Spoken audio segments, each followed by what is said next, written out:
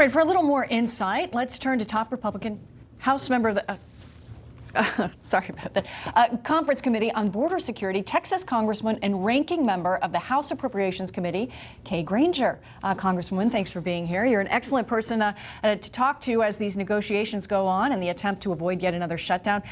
Just give us some insight. You know a lot about how things are going. Could we expect a better outcome than we saw with the long shutdown through January? You really can. The people that are on that committee are very experienced members of Congress and senators.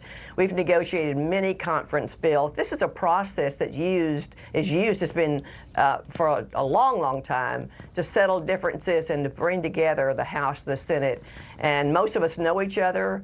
Mrs. Lowy, who chairs that, and I have worked on committees before.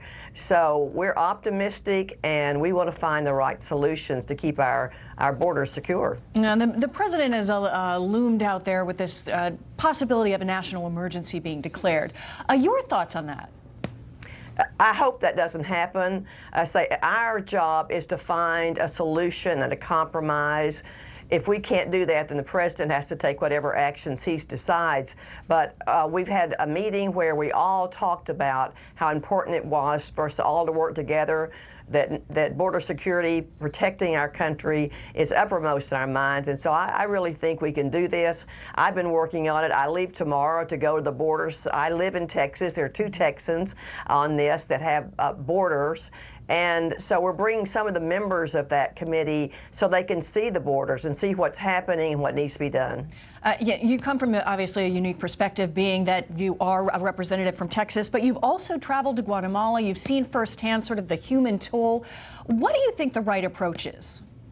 You know, when I travel, I was asked by Speaker of the House, John Boehner, when the unaccompanied children, with all this really started to be so serious, he asked me to travel the border, report to Congress, then travel to the countries, Guatemala, El Paso, Honduras, see what was happening there, and as I put it, see what would be so bad that parents would send their children to a country they'd never been to with someone they'd never met. Those countries are very, very dangerous. We've tried to help them be safer so this wouldn't occur.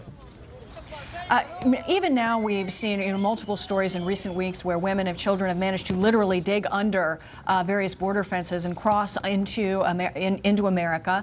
What do you think is the right approach there, right along the border? Are you someone who supports a wall in some context? I support a barrier. I support, and that's why we're going to look at the border tomorrow and the next day. But that's such a long border. In some places, it's going to take a physical barrier, but we need the ability to have more people at the border. We need to have better technology. For a long time, we've known we're not funding that border as we should, and that's part of what we're looking at. So I'm hearing kind of an all-hands-on-deck approach from you, but there are a lot of folks that are sort of dug in on whether or not the wall or a physical barrier should or should not be a part of this, and it seems to be a real sticking point. How do you unstick that point and find a compromise? Well, I don't think we should be making any decisions. Certainly, it's left to the conference committee, but as we look at this and as we meet, that's when we should determine what's necessary. And it's not going to be one thing across the border. It's not going to be one wall. It's not going to be no wall at all. It depends on what the terrain is and what the risks are. And that's why it's so important, I think, for people to see what we're dealing with. And Congressman Fomley, just a quick question on the news of the day. We've been watching and we're waiting to hear from the Virginia governor. I'm guessing you're aware of the yearbook photo that has caused an enormous amount of controversy and many people in the Democratic Party to disavow not only the photo but to call for his resignation. Just your thoughts. On situations like that, it's always kind of hurts us all. We should always be aware that what we do at any time in our lives could become public. And that some situations that seemed all right at the time are certainly not acceptable today.